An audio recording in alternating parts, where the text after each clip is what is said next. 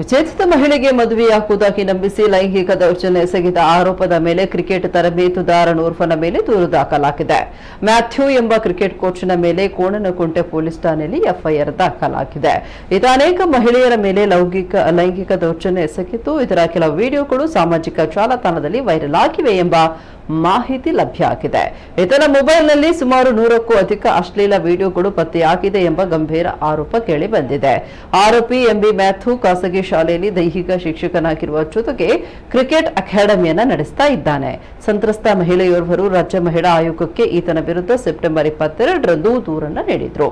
ದೂರನ್ನು ಗಂಭೀರವಾಗಿ ಪರಿಗಣಿಸಿದ ಆಯೋಗ ಪೊಲೀಸರಿಗೆ ಈ ಬಗ್ಗೆ ಸೂಚನೆ ನೀಡಿದ್ದು, ಪೊಲೀಸರು ಸಂತ್ರಸ್ತೆಯನ್ನು ಸಂಪರ್ಕಿಸಿ ಆತನ ಮೇಲೆ ಎಫ್ಐಆರ್ ದಾಖಲಿಸಿದ್ದಾರೆ.